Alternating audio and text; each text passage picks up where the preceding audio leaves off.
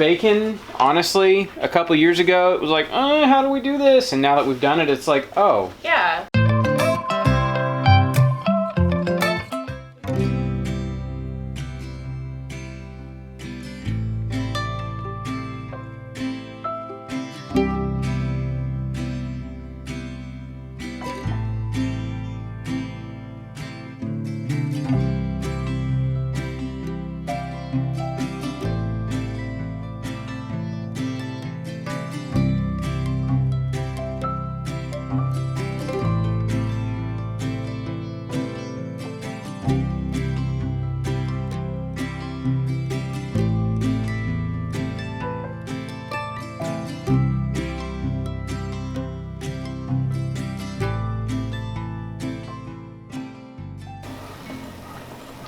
Like you're actually gonna get to enjoy a warm cup of tea. Good afternoon, beautiful people. As we are closing in on Christmas, we're kind of slowing down on projects. We're kind of wrapping things up. I need to be wrapping things up. See what I did there? Quite literally wrapping things up. We don't have a whole lot of projects. It's just the way it's working out. Are you trying to get by? Sorry. Yeah, it's cold. It's cold and like there's nothing to do at the moment. The garden is put to bed. Yep. So it's just a nice time of year. It seems like the past 2 years I didn't really shut down over winter. Yeah. And it looks like this year I'm gonna be able to slow down a little bit. There are a ton of projects that I would still like to do. We've just realized that we need to be super intentional about actually taking the time, or we're not, and then we're gonna like fry out before spring even happens. So. Yep. We're planning some downtime this end of the year. Yeah. So today, speaking of wrapping things up, we need to cut up our bacon that has been curing and all that stuff from our boar we did. Right. The bacon's actually pretty good. We fried some up yesterday. It's done curing. We just need to slice it and then get it packed up and frozen. Right. So I'm going to do that right now. I'm going to get the slicer out, get all of our bacon cut up. Get it out of my fridge. Yeah, it's hogging up a lot of space in the fridge. So. Hogging. You're just full of it today. Full of it today. We've got actually a little bit of trimming that we need to do. If you guys have followed along throughout this process, this particular pig, this was a intact boar. 2.5 years old. 2.5 years old, and when you have an intact boar, part of the reason you castrate your pigs is if they're not, because of all the hormones, they're just growing the way they're naturally supposed to grow, the boars get armor. And it's basically like crazy armor all around the back portion to like midway, which comes down on the bacon. And I can show you here, this bacon would have sat about like that on the pig. There's going to be some people absolutely horrified that we just did that. Yeah, probably. But if you look... Here, I you hold it. So this would be the side, and then it wraps around. Yeah, so, like that, kind of. So there would have been skin on top of this. We've skinned off the skin, but that is the armor that's underneath the skin. And it basically looks like fat.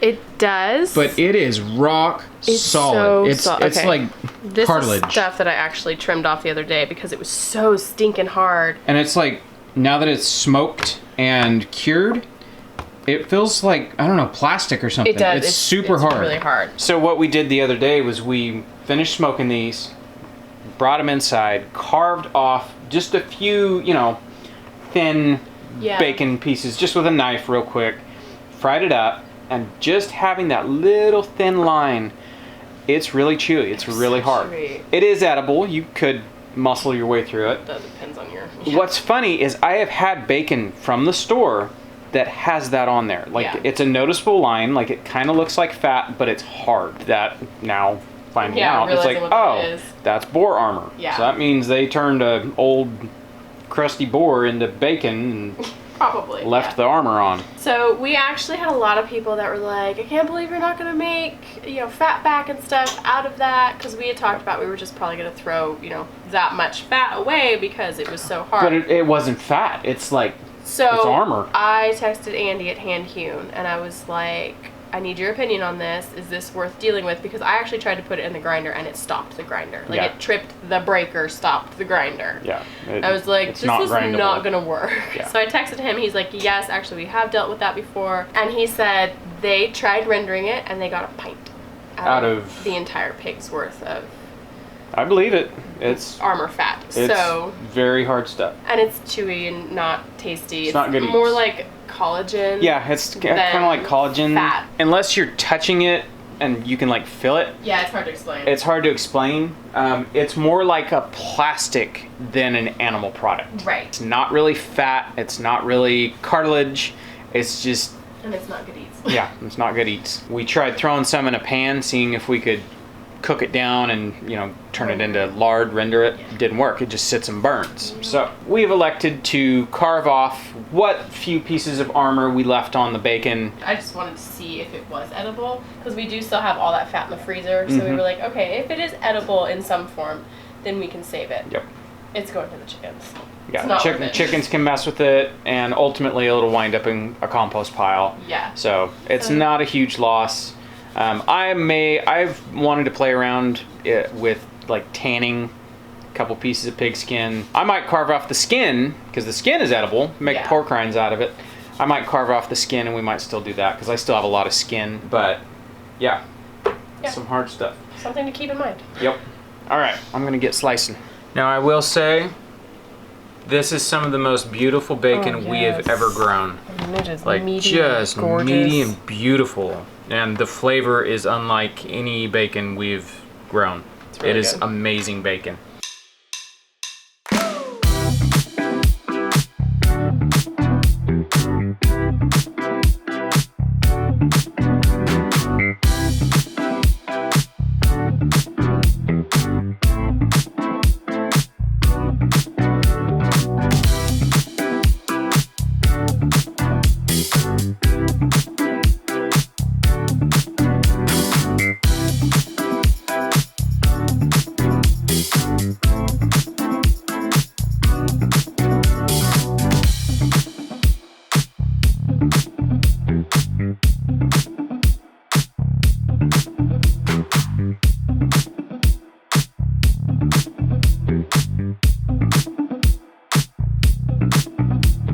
Alright, this is the best part of the whole process. It is. It's getting our portions. So I don't weigh these out, and I for a while I counted pieces, because it was like, oh, if each person ate this many pieces, then we need this many. I don't even do that. I just make stacks that look decent for what we would eat at a time. That looks like a meal worth of bacon. Right. So, and then like some of these, I'll show you on this one. Like some of these are really, really skinny. So those will go to things like carbonara, or, you know, if we need bacon bits or whatever. Where it's going to get cut up anyways. Yeah. And then like the primo stuff, like that's got a lot of meat, striping. There's a good, there's a lot of meat there. Yeah. So we can just pick. Yep. And then these are the ends and like the big trimmings fat pieces. and so those I will actually chop now and package those as already chopped up bacon bits. The more we have taken care of like producing our own food, it's a really cool thing to learn how to butcher, learning how to cut up the cuts. All of this stuff has been so cool to learn, because you learn where the markups happen. Bacon, honestly, a couple years ago it was like, how do we do this? And now that we've done it, it's like, oh yeah, this is actually probably one of the easiest parts on a pig to process. It is. The mystique kind of went away. Yeah. It's like, oh, bacon's actually really simple, and you can flavor it however you want. Like, I still want to do a like black pepper encrusted. Yes, that'd be good. I put some black pepper on ours, but I don't put a ton. But there used to be a bacon that we could get from the store back in California, and it came in like a 2.5 pound block. Like, you could still recognize the belly, the way it was sliced and then put in the pack, but it was so crusted in black pepper, like it was spicy. Oh, it was good. And you could get it thick. It was like, I don't know, almost a 1/4 inch thick bacon. All right, I'm gonna set the camera down and help you finish packing. All right, can you grab the vacuum sealer? Yeah.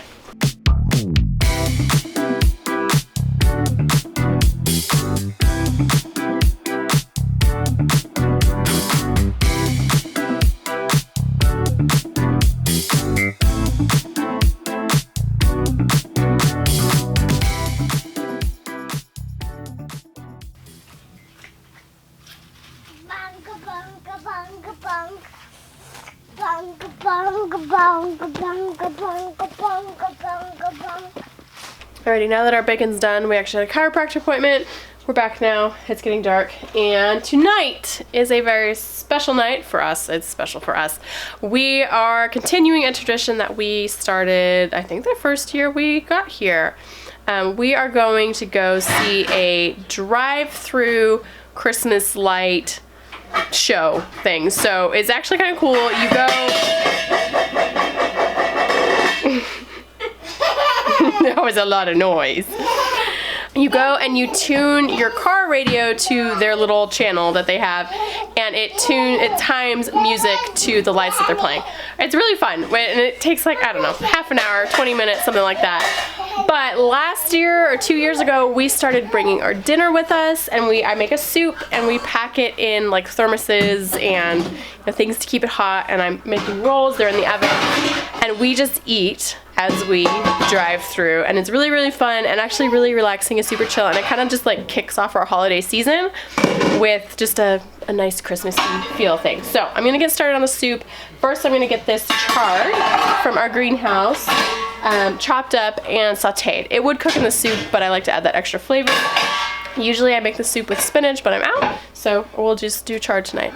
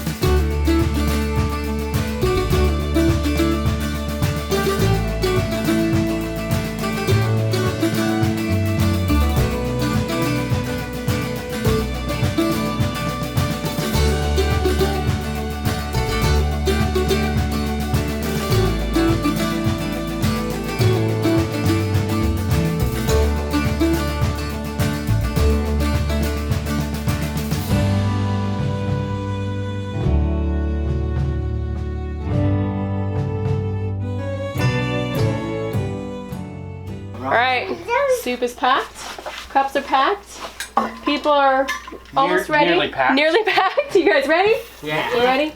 I think we're ready. Okay, I'm gonna put some extra layers on, get the baby dressed up, and then we'll go.